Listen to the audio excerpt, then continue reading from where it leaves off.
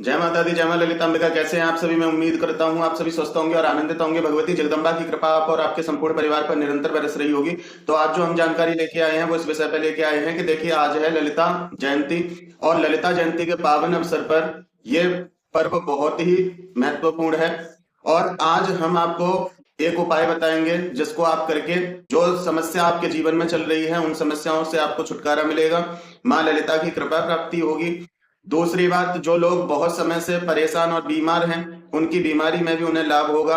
मां ललिता की कृपा से उनके घर में किसी भी प्रकार की नकारात्मकता है उसका विनाश होगा।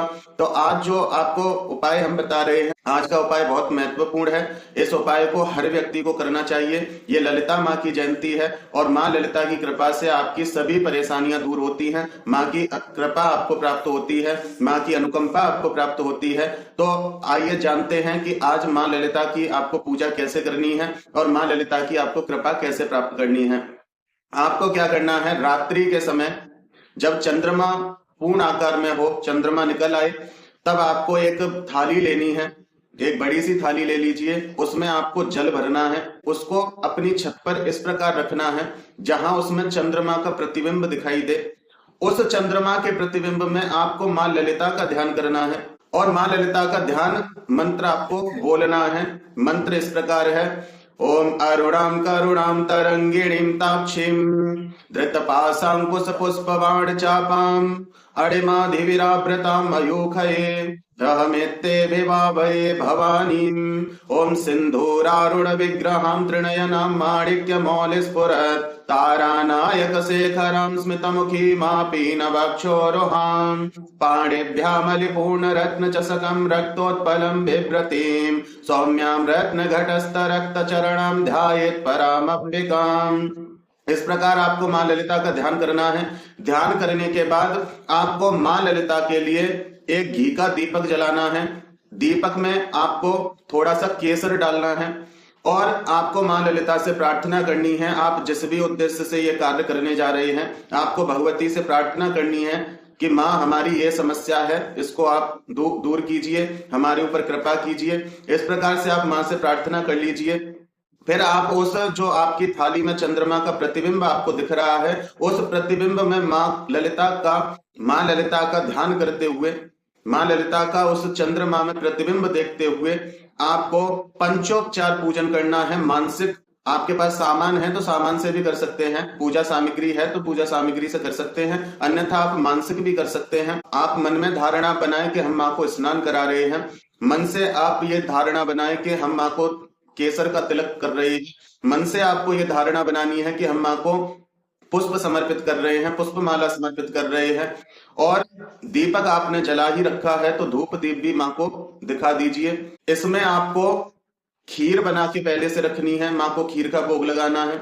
आप इस प्रकार सब पूजा विधि करके फिर माँ ललिता के लिए आपको खड़गमाला स्तोत्र का पाठ करना है। खड़गमाला स्तोत्र इस प्रकार से होता है, मैं थोड़ा सा आपको बता देता हूं जिससे कि आप कहीं गूगल वगैरह कहीं से देखें तो आपको आसानी हो। ओम ऐं ह्रीं क्लीं सः ओम नमस्त्रिपुर सुंदरी हृदय देवी शिरो देवी शिखा देवी कवच देवी नेत्र देवी अस्त्र देवी कामेश्वरी भगमालिनी नित्य क्लिन्ने भैरुंडे बहिनिवासिनी महावज्रेश्वरी शिवदूती त्वरिते कुल सुंदरी नित्य नीलपताके विजये सर्वमंगले ज्वाला मालिनी चित्रे महानित्ये परमेश्वर परमेश्वरी मित्रे समयी षष्ठी समयी उड्डी समयी चर्यानाथमयी लोपामुद्रमयी। इस प्रकार से खड़गमाला स्तोत्र का आरंभ होता है। तो आपको खड़गमाला स्तोत्र का पाठ कर लेना है, 5 से 6 मिनट आपको लगेंगी। इसको करने के बाद फिर आपको ललिता सहस्त्र नाम का पाठ करना है। देखिए, खड़गमाला पाठ आपको इसलिए करना होता है क्योंकि श्री चक्र में पहले सभी देवी देवताओं को संतुष्ट करना होता है, तो उसके लिए आप खड़गमाला का पाठ करें। फिर बीच में जो बिंदु रूपा मां ललितांबिका है, जब आप वहां पहुंचते हैं तो फिर आपको ललिता सहस्त्र नाम का पाठ करना चाहिए। ललिता सहस्त्र नाम का पाठ करने के बाद आप माँ की आरती कीजिए। आरती करने के बाद माँ से क्षमा प्रार्थना कीजिए और अपनी परेशानियों की माँ से कहिए, माँ आपके ऊपर कृपा जरूर करेंगी।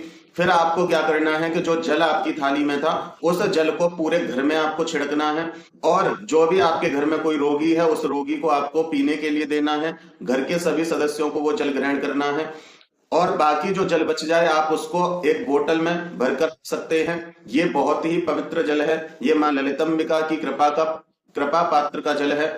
इससे आपको बहुत सारे अपने जीवन में जब भी कोई समस्या हो आप इस जल का प्रयोग कर सकते हैं, क्योंकि ये साधारण जल नहीं, क्योंकि माँ सुधा सागर के मध्य में मणिद्वीप में निवास करती हैं। एक तरह से ये जल अमृत के समान है। ये जल बहुत पावन है। इस जल को आप अपने पास स्टोर करके रखिए। जब भी कोई समस्या हो आप इस जल को ग्रहण कर सकते हैं। जो मेरी माता बहन है जिनको संतान सुख नहीं है वो इस जल को रोज, जिनको भी संतान समस्या है तो जोड़े से इस जल को रोज ग्रहण कीजिए और माँ ललिता का ध्यान कीजिए।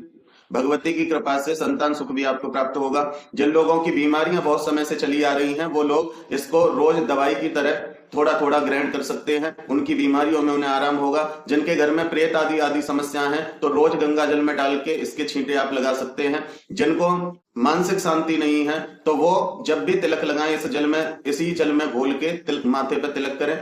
और जो भी तिलक हो या तो कुमकुम का हो या सफेद चंदन हो तो आप इससे तिलक करें तो मानसिक शांति आएगी। बच्चे जो पढ़ाई में कमजोर हैं उनको भी इसी प्रकार से आप टीका कर सकते हैं। तो ये जल बहुत महत्वपूर्ण है। ये कह सकते हैं कि ऐसी कोई कामना नहीं जो इस जल से पूर्ण ना हो सके।